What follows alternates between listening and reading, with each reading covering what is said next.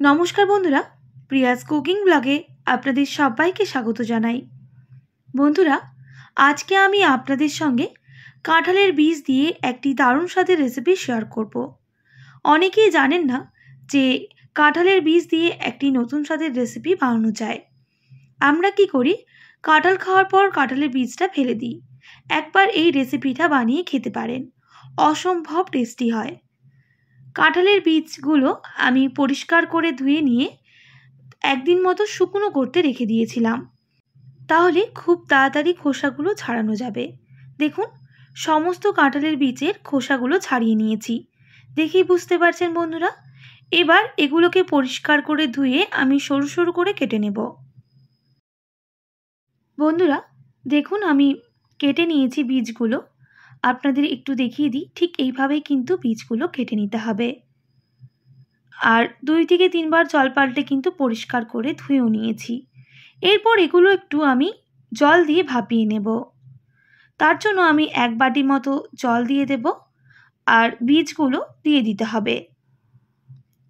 দিয়ে দেব সামান্য পরিমাপ লবণ আর সামান্য হলুদের গুঁড়ো, আর খুব ভালো করে মিক্স করে নিতে হবে। আমি শুধু বীজগুলো একটু ভাপিয়ে নেব, যে কষা ভাবটা থাকে সেটা চলে যাবে। আপনারা চাইলে প্রেসার কুকারে সেদ্ধ করে নিতে পারেন, তবে সেদ্ধ করলে রেসিপিটা খেতে ভালো লাগবে না। প্রায় 2 মিনিট মতো ঢেকে দিয়েছিলাম, ঢাকনাটা সরিয়ে নিলাম। দেখুন, এর বীজের যে কষটা সেটা কিন্তু বেরিয়ে গেছে। আমি জল ঝরিয়ে নেব, আর বেশি ফোটাবো না।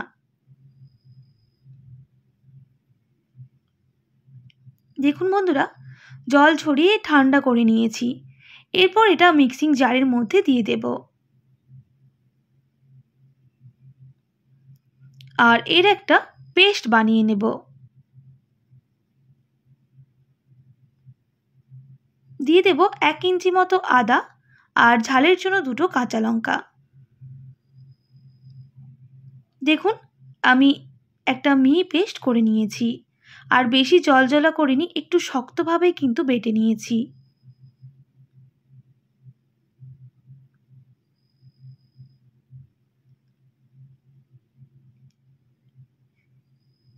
এরপর এর মধ্যে কিছু মশলা অ্যাড করব।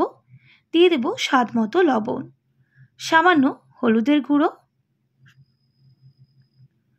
আর সামান্য পরিমাপ কালো জিরা, সামান্য পরিমাপ গরম মশলার গুঁড়ো, আর দিয়ে দেব সামান্য চিনি। আপনাদের যদি চিনিটা অপছন্দ থাকে সেক্ষেত্রে স্কিপ করতে পারেন।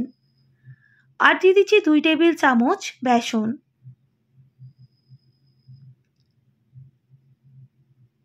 এবার সমস্ত উপকরণ খুব ভালো করে মিক্স করে নিতে হবে। তবে এই রেসিপিতে কিন্তু বেসনটাই অ্যাড করবেন, ময়দা বা কর্নফ্লাওয়ার অ্যাড করা যাবে না, তাহলে রেসিপি খুব একটা ভালো খেতে হবে না। অবশ্যই বেসনটাই অ্যাড করবেন। আমি খুব ভালো করে মিক্স করে নিচ্ছি। আর মিক্স করে নেওয়ার পর আমি 2 থেকে 3 মিনিট এইভাবে একটু ফেটিয়ে নেব।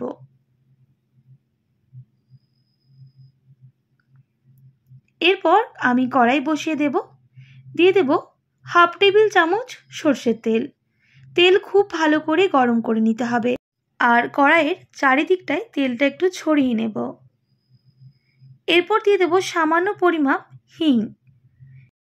এরপর রেডি করে রাখা উপকরণ দিয়ে দিতে হবে। এবার ভালো করে আমি ভেজে নেব, তাহলে এর যে একটা কাঁচা গন্ধ থাকে সেটা একেবারেই চলে যাবে। আর খুব ভালোভাবে ভাজা হলে বেসনের একটা খুব সুন্দর গন্ধ বের হবে। রেসিপি তাহলে খেতে ভালো লাগবে।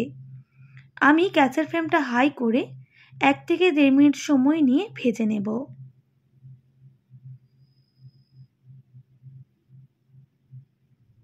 যতক্ষণ না এটা একটু শক্ত হয়ে যাচ্ছে।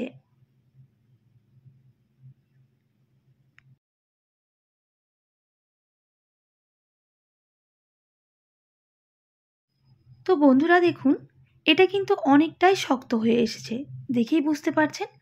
আর কড়াইয়ে কিন্তু লেগেও যাচ্ছে না। আর খুব সুন্দর একটা গন্ধ বের হয়েছে। আমি এবার নামিয়ে নেব, আর বেশি ভাজবো না। একটা পাত্রের মধ্যে অল্প সাদা তেল নিয়ে ভালো করে একটু মাখিয়ে নিতে হবে।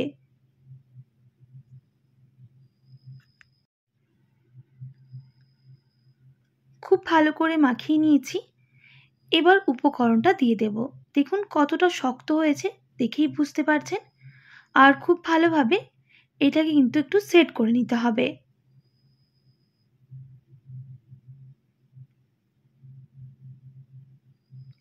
আজকের রেসিপিটা কিন্তু আমি সম্পূর্ণ নিরামিষ পদ্ধতিতে বানাচ্ছি। আপনারা চাইলে আমিষভাবেও বানিয়ে খেয়ে নিতে পারেন। দেখুন, এটা আমি ঠান্ডা করে নেব। প্রায় 15 থেকে 20 মিনিট রেস্টে রেখে দিতে হবে। দেখুন বন্ধুরা, ঠান্ডা হয়ে গেছে। এবার আমি একটা ছুরি দিয়ে পিস পিস করে কেটে নেব।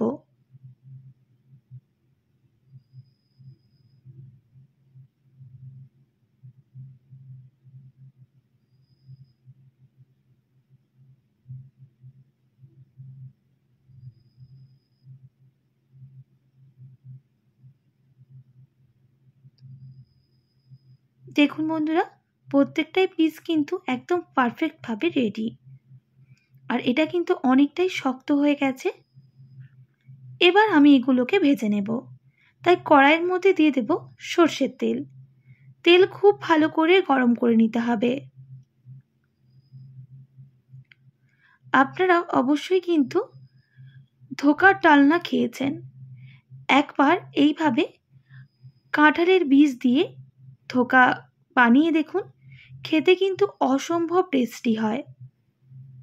আমি উল্টে পাল্টে বেশ লাল লাল করে ভেজে নেব।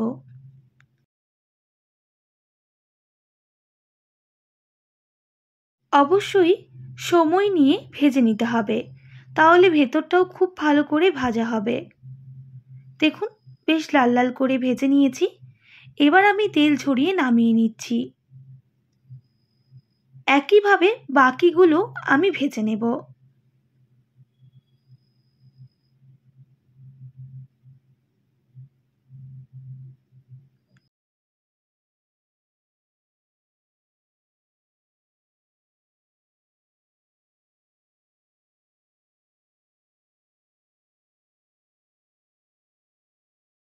বন্ধুরা, বাকিগুলোও ভেজে নিয়েছি। আমি তেল ঝরিয়ে নামিয়ে নিচ্ছি।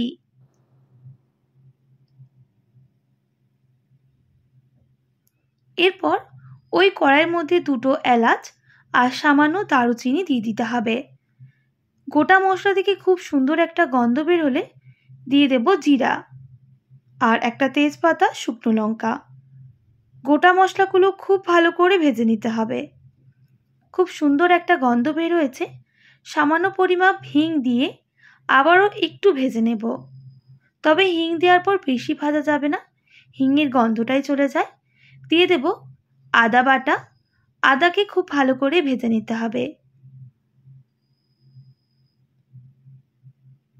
আদা খুব ভালো করে ভেজে নিয়েছি। এবার অল্প একটু জল দিয়ে দেব আর কিছু গুঁড়ো মশলা অ্যাড করে দেব। দিয়ে দিতে হবে সামান্য হলুদের গুঁড়ো, সামান্য ঝাল লঙ্কার গুঁড়ো, অবশ্যই ঝালটা কম বেশি করে নেবেন, সামান্য পরিমাপ জিরে গুঁড়ো, সামান্য ধনে গুঁড়ো, আর কালারের জন্য সামান্য কাশ্মীরি লঙ্কার গুঁড়ো। এবার সমস্ত উপকরণ মিক্স করে নিয়ে 1 থেকে 1.5 মিনিট সময় নিয়ে মশলাটা খুব ভালো করে কষিয়ে নিতে হবে, যতক্ষণ না মশলার কাঁচা গন্ধটা চলে যাচ্ছে।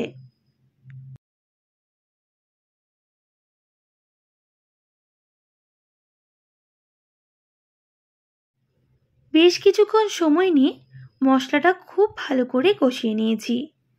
এবার আমি এখানে টমেটো কুচি অ্যাড করব। একটা মিডিয়াম সাইজের টমেটো একদম ছোট ছোট করে কেটে নিয়েছি।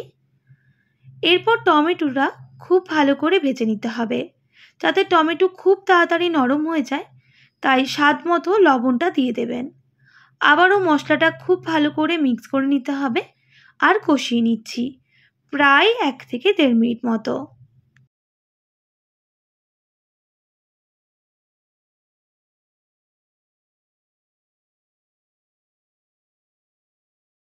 বন্ধুরা, মশলা কিন্তু কষানো হয়ে এসেছে, দেখেই বুঝতে পারছেন।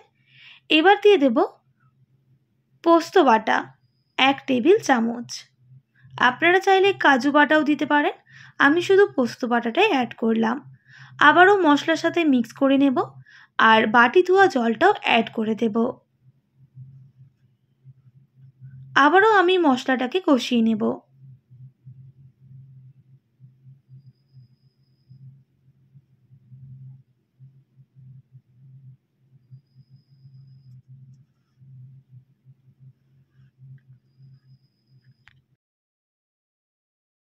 আমি বেশ কিছুক্ষণ মশলাটাকে কষিয়ে নিয়েছি। দেখুন, মশলা যে কাঁচা গন্ধটা সেটাও চলে গেছে আর তেল ছাড়াও শুরু করে দিয়েছে। এবার আমি এই সময় জল দিয়ে দেব। আমি পর্যাপ্ত পরিমাপ জল দিয়ে দিচ্ছি। আপনারা আপনাদের পরিমাপ বুঝে জলটা অবশ্যই দিয়ে দেবেন, যে হিসেবে গ্রেভি রাখবেন। জল মশলার সাথে খুব ভালো করে মিক্স করে নিয়েছি আর গ্যাসের ফ্লেমটা হাই রেখে বেশ কিছুক্ষণ ফুটিয়ে নিতে হবে।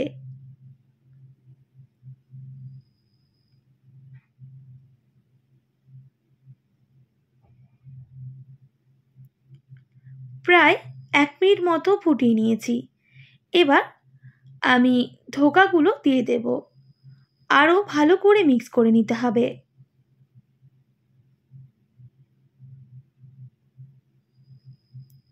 এরপর আমি ফুটিয়ে নেব প্রায় 1 থেকে 1.5 মিনিট সময় নিয়ে। তবে গ্যাসের ফ্লেমটা লো টু মিডিয়ামে করে দেব। বেশ কিছুক্ষণ ফুটিয়ে নেওয়ার পর দিয়ে দেব স্বাদটা ব্যালেন্স করার জন্য সামান্য পরিমাপ চিনি আর সামান্য গরম মশলার গুঁড়ো। আবারও মিক্স করে নিতে হবে আর গ্যাসের ফ্লেমটা হাই করে আরও বেশ কিছুক্ষণ ফুটিয়ে নিতে হবে।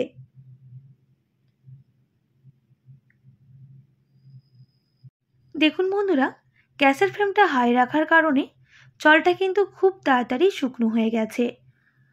এবার আমি গ্যাসের ফ্লেমটা অফ করে দেব আর বেশ কিছুক্ষণ এইভাবে রেস্টে রেখে দিতে হবে। বেশ কিছুক্ষণ রেস্টে রেখে দিয়েছিলাম, এবার আমি নামিয়ে নেব। বন্ধুরা, কাঁঠাল খেয়ে কাঁঠালের বীজ ফেলে না দিয়ে একবার এইভাবে রেসিপি বানিয়ে দেখুন। ভাত, রুটি, পরোটা সবের সাথে কিন্তু দুর্দান্ত লাগে। একবার বাড়িতে অবশ্যই ট্রাই করবেন আর কেমন লাগলো কমেন্ট করে জানাবেন। আশা করি আজকের সহজ সরল রেসিপি আপনাদের ভালো লেগেছে। ভালো লেগে থাকলে অবশ্যই একটি like, comment, share and subscribe করে দেবেন। পাশে থাকা বেল আইকনটিও প্রেস করে দেবেন, তাহলে নিত্য নতুন রান্নার ভিডিওগুলি আপনাদের কাছে পৌঁছবে। যারা ফেসবুক থেকে দেখছেন অবশ্যই একটি ফলো করে দেবেন। আজকের মতো এতটাই। আবার নতুন কোনো রেসিপি নিয়ে আপনাদের সঙ্গে দেখা হবে। আপনারা ভালো থাকবেন, সুস্থ থাকবেন আর এতক্ষণ আমার সঙ্গে থাকার জন্য আপনাদের সবাইকে অনেক ধন্যবাদ।